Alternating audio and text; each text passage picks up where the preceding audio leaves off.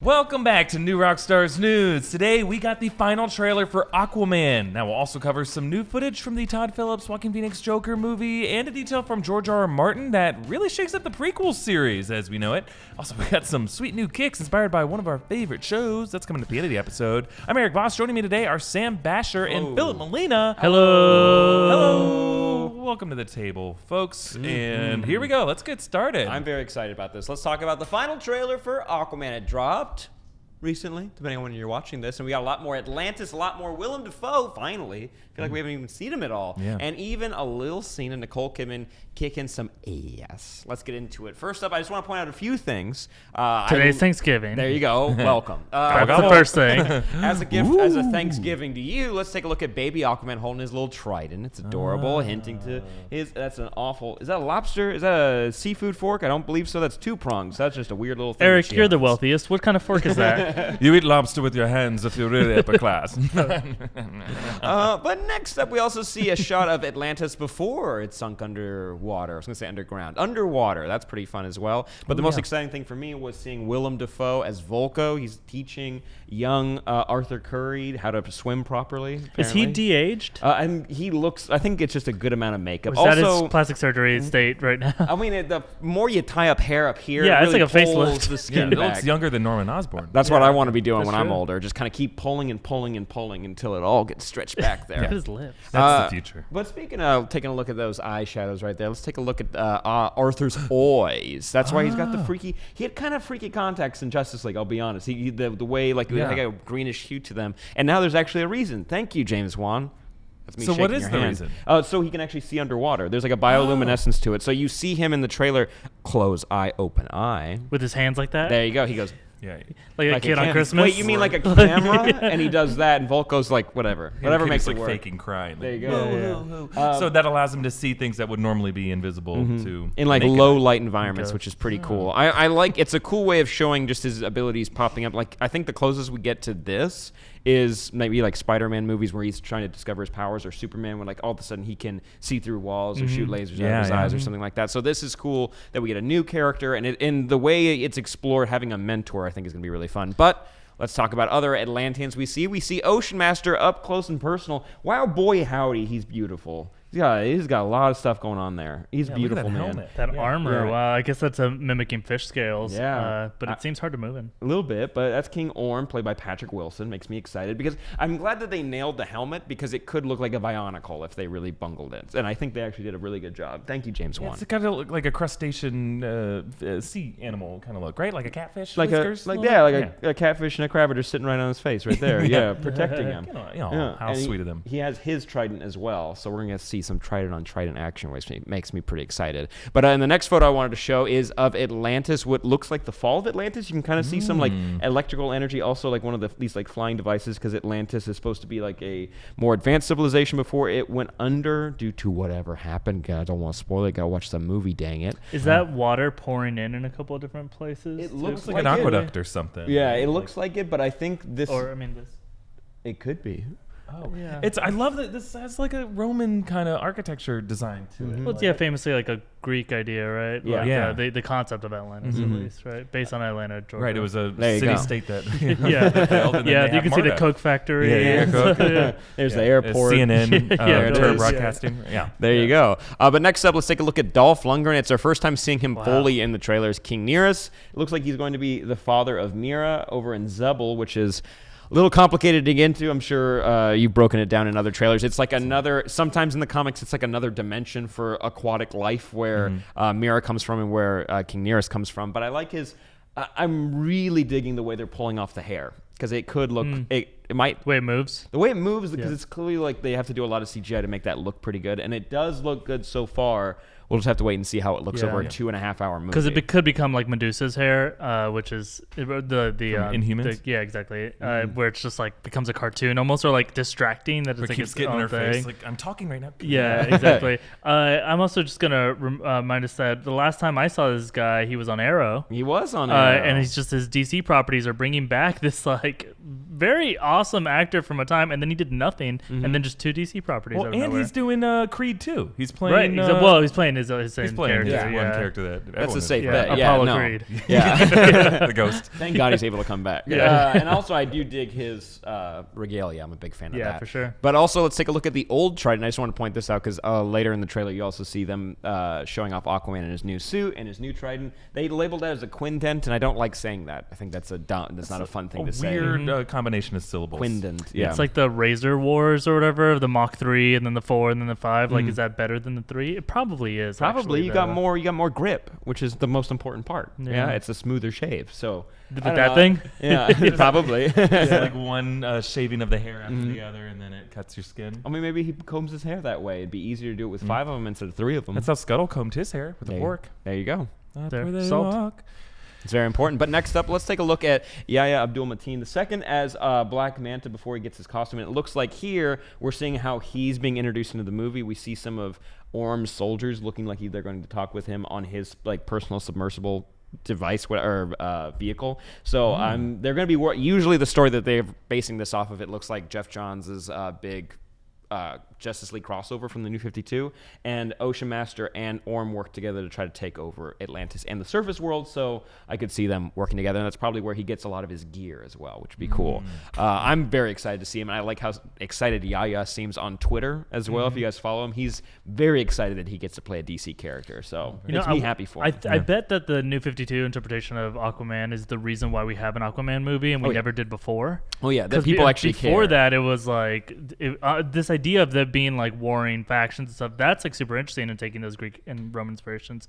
But before that, it was not very interesting. No, there are some cool elements to like Aquaman, but they usually have to go pretty extreme to make him interesting, like when his baby died. Any hoozles, I want to take a look here at the pulse coming out of Aquaman's hand, which is pretty cool. This is a new thing we've seen in the trailers. It's a little hard to see here, but in the trailer you can see them like zooming out of his hand, kind of like in the Super Friends cartoon whenever he'd like talk to fish. The waves. Yeah, which also like it's a cool way to visualize like it's not. Oh, man, I hate when fans do this, but I have to describe it properly. It's not like telepathy. It's kind of like this like deeper influence of sea life.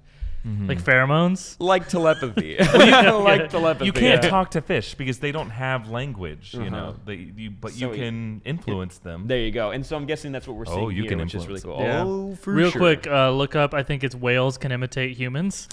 Saw that recently. Yeah, just look that up. Did they making fun of video. us? Yeah, but exactly. They're like, I have problems. I get in wars with other members of my species. Mortgage. very specific. And then lastly, I just want to take a look at this giant freaking crab demon coming at right, this, baby. right out of the lava right over there. And you see him also. I'm excited to see Aquaman or these forces, whatever, taking on this creature. It's going to be cool. Also, there's so many elements from Jeff Johns' story that they're bringing to life in this movie specifically, like the deep, I believe is what they call them, or the reach. There's The trench the people? trench. There Yeah. we go. Thank you. The like the demon-esque like no fish eyes. monsters. Yeah. They're so cool. And James Wan is the perfect person to bring this to life. But how does this trailer make you guys feel about the movie? I mean, I was already excited from trailer 1. That 5-minute second trailer that they put out that actually just had scenes of the movie, not even a trailer. You can't call it a trailer. And then this one was the perfect one for me. Like they didn't show too much, but I want to know what you guys think. It's been a roller coaster ride for me. I've been like not interested, and I'm like, oh, that actually looks like a badass image. Oh, not interested. Like,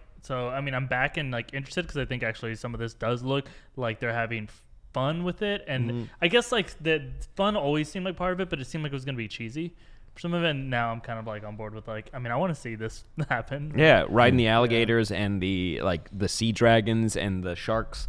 That's all I've ever wanted to do. At SeaWorld, they won't let me. No, yeah. Yeah. They'll throw you out immediately if you try anything. I wish I had only seen this trailer, you know, because the past 2 trailers, one was at San Diego Comic-Con and one was released at New York Comic-Con. They both felt fan servicey in different ways.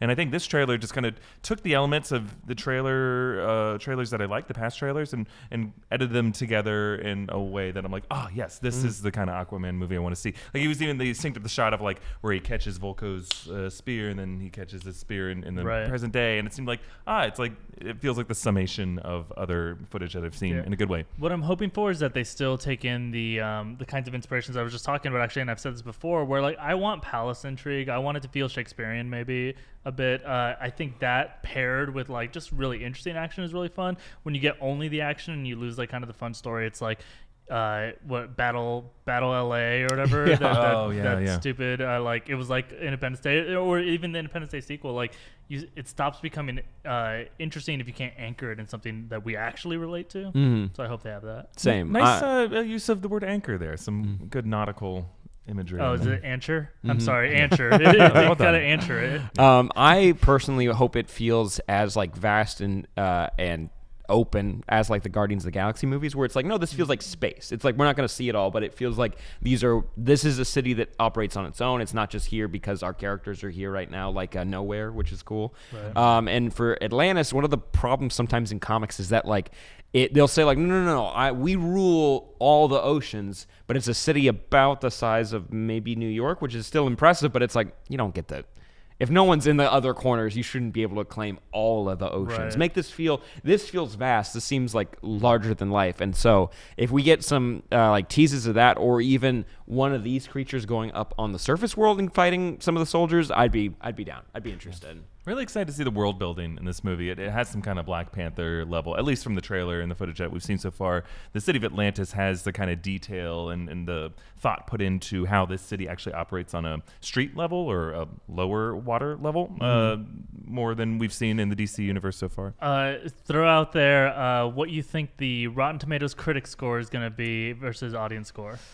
I think based on what we've heard so far about this movie, I'd go high 80s, like low 90s for critic score, and I think fans are going to be happy with it too. Well, I mean, if the critics are up there, yeah, fans would definitely be there. I feel like critics are going to hit it at a nice like 52. Oof. And then fans are going to be like 71, 77, somewhere around there. I think it'll be the opposite. I think Really? fans might turn on this in a weird way, and I think critics will like it more. I think we might see like a Last Jedi type thing where critics see some of the nicer, more thought-out elements that Juan puts into the movie, and then fans, it just doesn't really connect with them. I don't know. I could see fans not really enjoying this movie. Maybe because I've been on board since the beginning. So I think that's Momoa interesting. is a bit of a divisive figure. I keep seeing opposite opinions of people really loving the take on the character. And I've people never said thinking anything he's bad pretty about simple. him. This has all been Eric, Jason. If you have any beef, take it up with Eric Voss. He's got a lot of beef. Yeah, he's all beef. He's all beef. beef fan. But I'll be one of the people who loves it, I'm sure. We love everything here in New Rockstars. If we don't like it, we don't talk about it, and we don't swallow. Let's move on to... It's from Ratatouille. If I don't like it, I don't And out of swallow. context, it's just a weird And that is line. such a It niche was merged quote with from a that lot of movie. beef a second ago. all beef and you don't swallow. and came together in a weird way. Boy, howdy. But doesn't always come together here out of are you this doing? guy's mouth. What We're gonna are move you on to the Trivia question. So I'm already in the shame box. I Wait, feel is like this the one that This one fans model do? left. I misplaced the other box, but this box does just just What as do you good. mean you misplaced it? You took it? I took it and thought I'd need it as a prop, and I left it in my car, and now I can't find it. But you know what? We made these things out of boxes. Hey, if you want to make us a new box, one of you tweeted us a while ago saying that you would be interested in designing a box for us. If you're out there, if you're watching, talk to us. Yeah, tweet at us and not our New Rockstars account so we see it. Yeah, it's easier for us and to let see us it. know if you want to make a box, and then we'll give you a huge shout out. Huge. 100 The double biggest. A's fit inside that box. That's pretty Exactly, cool. 100 That's double pretty A cool. batteries. Shame Okay, batteries. so our trivia question this week is, what other Marvel character has Willem Dafoe played? Okay, all of our answers are here in the bucket, and as always, we'll reveal the answer at the end of the video, and the loser will have to join our gift of shame. Shame. You guys know how Shame. that works. Shame. But we're going to move on to some other news that came out this week. Wow. Another set video from the Joaquin Phoenix Joker movie came out, and in it we see Joaquin Phoenix's character. In this one, the Joker's named Arthur Fleck, and he's being chased by police through the streets of Gotham, and they clearly know who he is at this point, seeing as they keep yelling, Arthur, Arthur! So, like, he's an identifiable person to him, or to them. And then he runs into another guy who's wearing clown makeup in this footage, and he seems, like, surprised or confused to see him. Yeah, like he just happens to be wearing clown makeup. like, He's like, wait, you also? You're a clown? You're a clown? This is the thing? That is very weird. It is weird. Now, we've seen lots of other people dressed as clowns in set pics and videos. The first one we saw was this guy. Joaquin Phoenix steals his nose. This is like the first video that came out, and we're like, wait, they just started filming this a week ago. How are we already seeing set footage? It's like there's no one on security on the set when they're shooting in New York, and they're like, yeah, sure, paparazzi and normal people with iPhones or smartphones, take video and put it online. We won't do anything about it. Anyway, He takes his phone, he throws it. He seems to be, and then there's other. His nose. He takes his nose. Yeah. Yeah, he said phone. He takes his. He takes his. They should take the phones and throw them to keep this stuff from getting out. Now, there's also some footage of these people. They seem to be participating in some kind of protest, and they're beating the crap out of a guy in a suit. Now, if you've watched our videos before, we've kind of talked about how that might be Thomas Wayne or someone important to the campaign. If you look at the signs, it looks like there's an anti-capitalist, maybe Occupy Wall Street Blame sort of thing going on. Blame Wayne, eat the rich. And in this, I think we've seen a poster saying like Thomas Wayne is running for mayor in it. So maybe it's like his campaign, but there's a backlash from from people who make less money, and the Joker's like using that somehow. So how do you guys think all these other clowns are going to fit in this story? Like, do you think maybe the first clown with a nose might inspire Arthur to start a clown protest movement? That's just a symbol? Yeah. Basically, well, I don't know if it's inspired by that clown, but when I was seeing the previous image with the guy who's in the face makeup, it does seem like people might be choosing to walk around with, looking like juggalos, and if they are, then there's a reason behind it, and then this would give that reason, right? Where it's just like, this means I'm part of the movement, and like there's this big clown movement, I guess, that we've never heard of before in Gotham. Well, he's kind of rewriting the history for sure. I'd be down to see like some sort of march down the street, but everyone's wearing clown shoes, so they make little honking sounds, like little bike horns. Adorable like, squeaks. But it's like, this is millions of them, so it's like, and they're all in unison as they go down the street. I mean, do you think it's that too? Yeah, I think it's interesting because the guy they cast to play that first clown whose nose he takes is that guy's an established actor. He's in that show on Netflix with Jonathan Groff, and he's a FBI. Oh, right. You guys have seen it. This Yeah. is gross. Mindhunter, yeah. Mindhunter. He plays a character in that, I believe, and I believe he also plays a part in the True Detective. He plays the Yellow King in the True Detective show on HBO. He's an amazing character actor. So it's not just like some throwaway character they cast. He's going to have some kind of important role, I believe, in Arthur Fleck's journey. So whether it's just, I don't think it's just like a runaway thing. That guy clearly knows him. Like if you watch the footage, like he calls back to him. He like gets under his skin somehow. He turns around and then gets in a fight. They're partners of some sort, and that's the end of their relationship. Yeah, maybe they're falling out. Yeah, like comedic duo or something like that. Something like that. Yeah. Philip and Erik or something. Now, my weird thing here is that, or I don't know if it's a weird thing, it's just like a reaction I'm having to this idea of there being a political movement and an Occupy Wall Street kind of thing behind the Joker's motivation, is I feel weird about that. Yeah. Because it feel like I knew we were going to get more motivation than we've had about the Joker before, and that's the nature of centering a film around a character. You want to motivate them for some reason why they're doing it. And I know that we all famously love Heath Ledger's portrayal of the Joker and how it's like it's unclear, right? He likes chaos essentially. Right. He wants to watch the world burn. My issue with this motivation is it's so damn specific to like I think it speaks to people now, right? A lot of people say that's why the election went the way it did in 2016, is that people felt like they weren't being represented. But at the same time, for the Joker, that seems almost too big. Like I almost would prefer, and maybe it still will be, an internal motivation for whatever reason, and maybe he's manipulating people. Which that's what I would see. That's what I'm hoping, is like maybe he's taking advantage of their feelings. So he's a psychopath for some reason, and then he's pretending that he's gonna take care of all the people who aren't making enough money and aren't having their coal mine jobs or whatever. But maybe he's doing that. I hope he's doing that. But otherwise, I'd be concerned, honestly, if they're like try to make him a class hero of some sort. Well, that's what Bane was, right? In Dark Knight Rises. But it's the problem that that was different.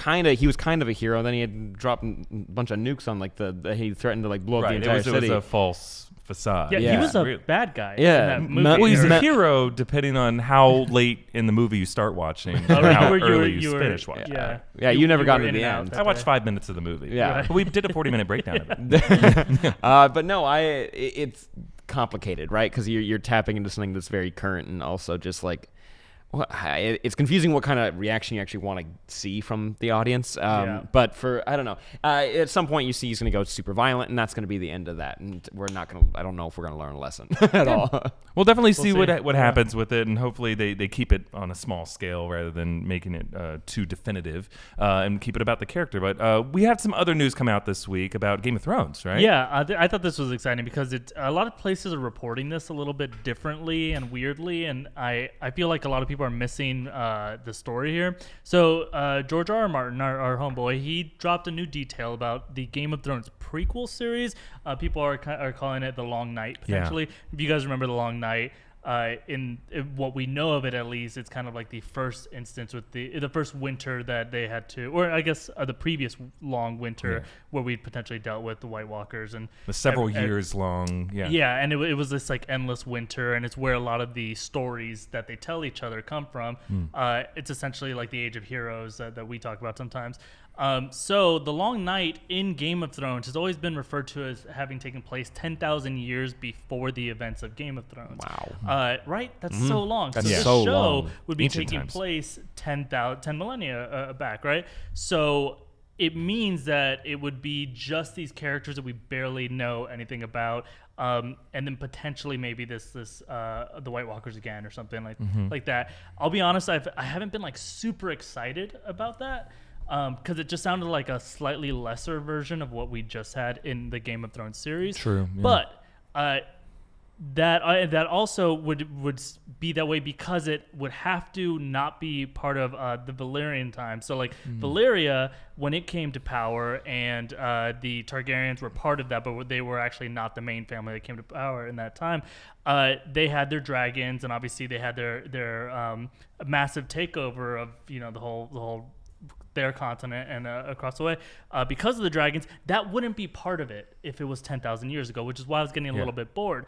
But George R.R. Martin just said that that's probably wrong, actually. And this is kind of weird because you kind of got to get inside his head here for a second. But he is saying that his own characters that he's written, the Maesters that have been talking about the Long Night for a long time, they all say 10,000 years. He's like, yeah, they're probably wrong.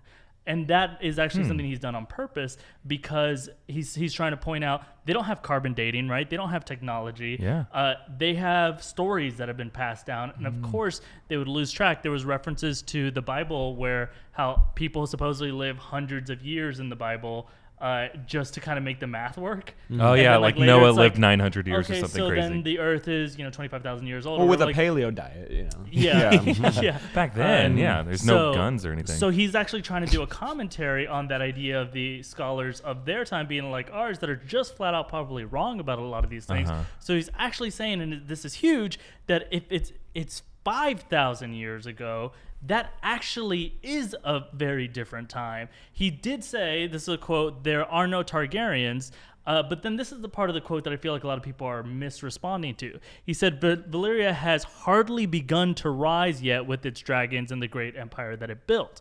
So a lot of people are saying, like look it up. You'll see all these headlines. Oh, no dragons in the prequel series. I'm like, no, hardly begun to rise. That sounds to me exactly like the birth of dragons will happen on this show, if not at least by the end of the show. And now we have a very interesting thing of, Brand the Builder or whoever, these original men here that are going to be fascinating. The beginnings of discovering dragons and the first time that dragons were used to take over a whole continent, which sounds fascinating, and the White Walkers. That to me is starting to sound like a very worthwhile show. So I'm hoping that everybody's getting it wrong.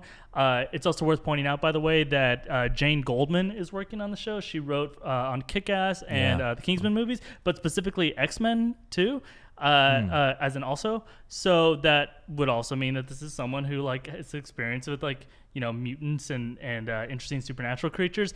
I feel like we're gonna get dragons, and also would be really cool is we get the real big ass dragons from the previous times. I mean, ours have been pretty big, the ones I have, but as big as Balerion, supposedly Balerion. Is it the Dread? The Dread, right. It's was as big as a big dragon. No, wow, no way. As big as dragons come. If that's big, think bigger. So I know I've been talking a lot. I'm kind of just trying to I've been frustrated with how I just keep seeing these headlines and make it sound like it's boring. So that said, hopefully my idea is true and this will happen. But what do you guys need to happen in that prequel series? Everyone, you're throwing out 10,000, 5,000 years. I'm just trying to think of like from now, what we have now, 10,000 years ago. It's like there's not a lot happening in terms of like international relationships or like kingdoms getting along. So sometimes I do tune out, but when you start talking about the world building that you can get started then, like that sounds interesting to me. And also I didn't know that one fact that always slipped by me, I didn't know until you just said it, that the dragons were bigger before. And I was like, oh wow, oh, so we're seeing like monsters. Like this is kind of like Wild West in terms of like Game of Thrones. Current dragons that we've seen are pretty big. They're not actually like a minuscule version, but as the dragons began to die out, they did, I think at one point they said they were as small as like a dog. The skull something. was the size of an apple. Or something, which is adorable. Yeah. Which I So would love cute. to see those too.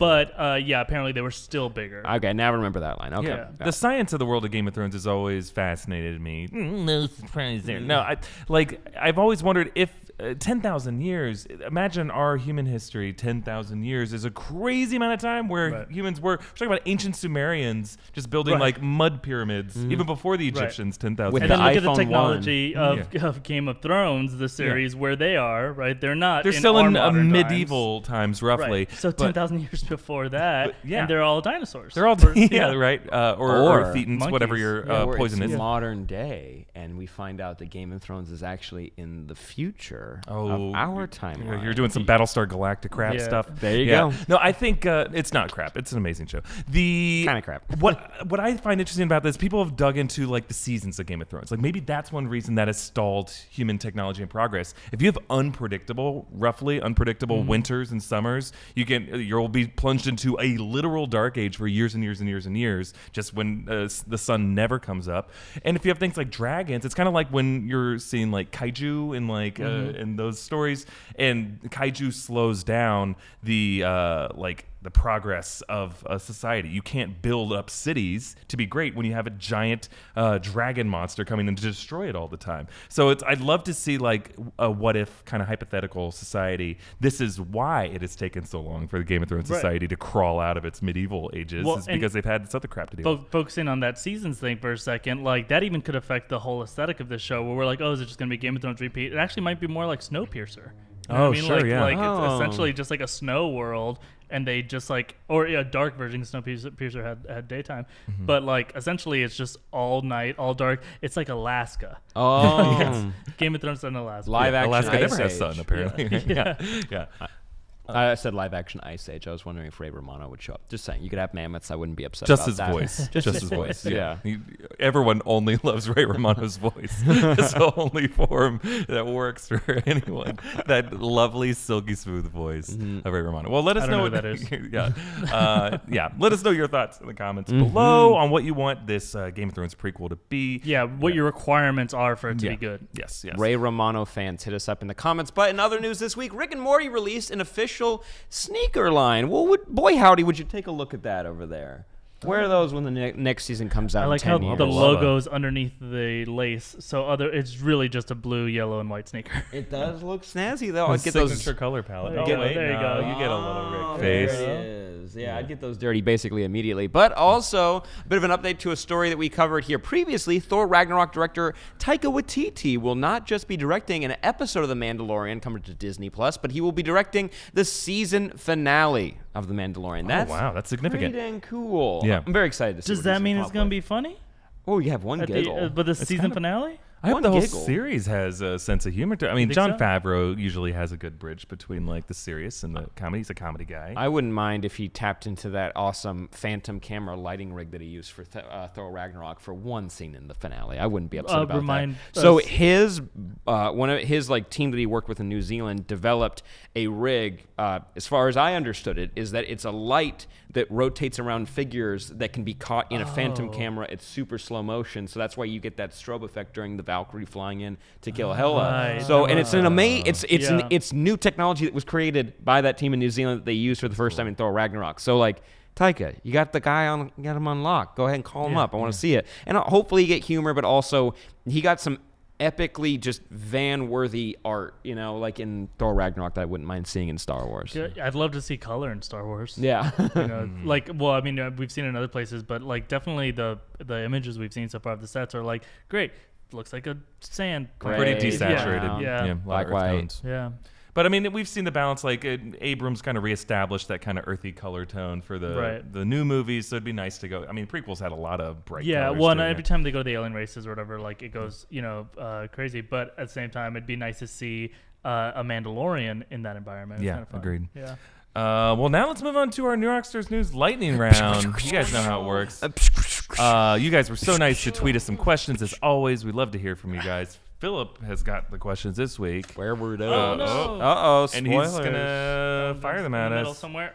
We'll have to answer them as quickly and without hesitation as possible. Ready, lightning round? Can I hear a lightning sound? Good, you didn't do thunder lightning sound. doesn't make a sound. Yeah, exactly. All right, great. All right, this one is for everyone from @NateTheGreat24. Fill in the blank. I'd be happy only eating blank for Thanksgiving dinner. 3, 2, 1. Nutella. Cheesecake. I was thinking about Quicker, something else. lightning. I'd be happy only eating pumpkin pie. Yeah. Lightning. Lightning. At Dr. Zero, Tilda Swinton is listed in the credits for Avengers 4 on IMDb. What sort of role will the Ancient One have in the upcoming movie? Standing in the background, unmoving, not ever blinking, and you don't even realize she's there until an hour and 40 minutes in. Is that your official guess? Okay, lightning round. Me, at Bruce Game Freak, what flashback scenes would you want in Avengers 4? Flashback scenes. I guess like formative times for the Avengers that were not on camera, because like there's a lot of like implied relationship stuff that has happened between them. Like I want to see when like Vision and Scarlet Witch hook up and stuff. I mean, I'm sounding gross. When Tony was conceived. Yes, go on. Yeah, of course. I want to see when everyone was conceived. Yeah. Sam, at Pathfin291611151. If there was ever to be a crossover event between Marvel and DC, it's kind of happened sometimes. Would you rather it happen in TV shows or movies? Movies. You crazy? I want all that budget. I want that sweet, sweet cash. Also, I'm trying to look like the kid from Haunting on Hill House. Yeah, that's good. Yeah. I thought you were gone forever. And as a group, I think at Angel Gars 7, it's Thanksgiving Day in the MCU. Who is in charge of cooking the turkey? Who eats all the pumpkin pie? And who passes out watching football? So who is in charge of cooking the turkey? Cap. I mean, he's all American. He's going to know how to do that. I think Vision's in charge of cooking the turkey. Didn't he make that Russian soup stuff in Civil War? He did, but he doesn't have like a sense of taste. He doesn't. It's not. I didn't say it's gonna be a good turkey. He may have just spread like crayon shavings in there because she said that wasn't paprika, even though I don't know what he could have grabbed instead. Yeah. Who eats all the pumpkin pie? Oh, because he's a big boy. I think Falcon. Seems like he's got an appetite. Why? Because Sam Mackey's always playing jokes on set. And he's going to get tired. He's going to need that. He's going to need that energy. It's a real specific take. Ant-Man would probably eat it because he does need to. You can't change your answer. Yeah. He becomes Giant Man and eats it all. Who passes out watching football? Hawkeye. I think Cap. He's Just probably so the they only don't one who show cares him. about football. Hawkeye. Right? Just The so others aren't gets into a sports. cameo. Yeah, but Cap cares about like leather helmet football or whatever, like before all the brain damage. That's been Lightning Round. Zoom, Thank you zoom. so much. Happy Thanksgiving. Zoom, zoom. All right, and now we're going to move on to our 15-second shout-out. Now is the time we usually do our 15-second shout-outs. Today I thought we'd use this segment to talk about what we're grateful for this year. So you can take longer than 15 seconds if you need, but just this once, what are we thankful for?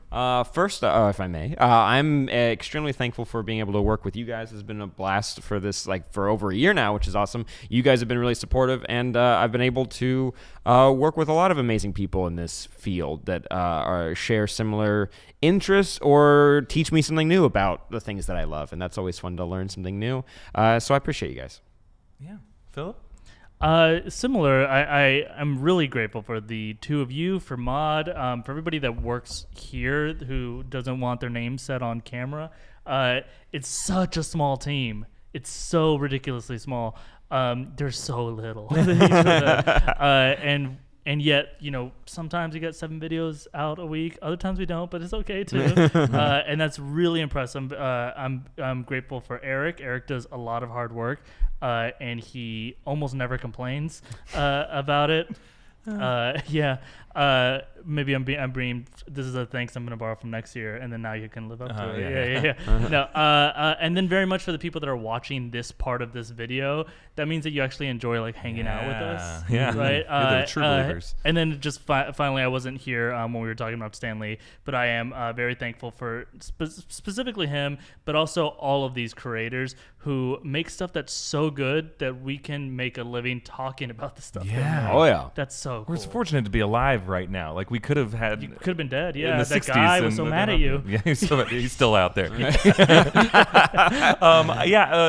As I'm also thankful for this whole team and my co-host and mod as well, and for all of you who are watching, especially like the fans who have made it out to come see my show live, my Infinity Fan show that I've done 2 of so far. Like I cannot believe. Like I thought, like I'd plug it on a couple videos on this channel. Maybe we'd get a handful of you guys to come, but there's been actually a sizable amount of you who have like made the trip to find my theater in North Hollywood if you live in LA, and those of you who live outside of this city and around the world. You guys have been so nice to like reach out and be like, when are you taking your show on tour? Like it means so much that you guys are watching these videos and commenting and interacting with us, but like to take that extra step to like actually try to like find us in person and not do horrible things, but support us in that regard too. It's so great. So in addition to all the things I'm going to say that I'm thankful for when I sit down for dinner, right now I'm thankful for this operation and for all of you guys supporting us And getting to work on Thanksgiving. on Thanksgiving. All right, and a quick shout out to Tommy Bechtold. We love you. We'll let you in that door soon, and you can take care of Eric. Oh no! Very soon. Just give me a 5-second head start to build a weapon. But let's move on to our trivia question that we asked earlier. We have our answer here. As a reminder, the loser will have to join the gift of shame and have to pull something out of that box. But just to remind us what the question was, it was what other Marvel character did Willem Dafoe play? So let's see what we wrote as our answer. Fun fact, I saw a younger photo of Willem Dafoe, like first movie, he's an action star. He could get it, for sure, 100%. Wanna Yours? put that out there, huh? You could get yours? Yeah, for sure. Go for it, man. Are you still the kid from the house? Abigail. You could get it. Yeah. You could get it. Gross. Well, I got Eric's right here. He played Norman Osborn. Wow. Paradise, Spider-Man. I got Sam's, and Sam says Gween Goblin, but he's being that little kid, so I think it's okay that he probably means Queen Goblin. Stacey yeah, Goblin. Gwen Stacy. Yeah, That kid got amazing LASIK when he was like 15. He didn't have any glasses when he was older. Go on. You're doing that. Yeah, okay. And Philip says Green Goblin / Norman Osborn, which is technically what is written on the card, which, yes. So it sounds like all 3 of us got it, or some maybe closer than others, but judges of the 3 of us, we need a winner. I win. Who loses? On Thanksgiving, make them sad. Sam answered fastest, and you wrote the slowest. So I feel like that means Sam saved and Eric loses. Fair enough. All right, so through our judges' bulletproof rationale, they have decided that Philip has won by having both parts of the answer. Despite me writing Norman Osborn, I have lost. I did not know it was a speed round, but I'm going to join our gift of shame. Who identifies with the rich character and not the supervillain? Is he really rich? He was about to be out. Is he? He was one day away from being fired and unemployed and living on the street. Okay, so I have to turn slowly into a pig like in Willow. Ooh, Maud must have written this one. She This did. is a horrific scene from the movie Willow, which it's the only part of Willow I've seen. It's awful. A witch turns them into pig monsters. Shame as we Shame. keep going. And you can keep going. Shame. Shame. Yeah. Shame. Let's see that pig stuff. Shame. What? I'm gradually turning Shame. into it. I just don't want to knock Shame. over the microphone. Pigs don't got words. Shame. All Shame. right. Thank you guys Shame. so much for watching Shame. this week's episode of Shame. New Rockstars News. Shame. I'd like to thank our Shame. co-host, Shame. Sam Bashor, Shame. Shame. Piggy Shame. Voss. Shame. Go ahead and you can reach them at Sam Bashor and at EA Voss. Why the glasses part of it? Shame. Yeah, the pig would wear glasses. Comment down below of what else Eric could look like. Boy, howdy. Stay on the green screen. Remember, you got to gift this. Yeah. This whole thing. Share it around. Share this video around too. Subscribe to New Rockstars. Thank you guys so much for everything that you guys do for us, which is give us jobs and a living. And hopefully you enjoy the stuff we give you, the deep dives into the things you love. We'll see you next week. Give us a pig sound. Oh, yay! Fetch me a coffee. That kind of pig.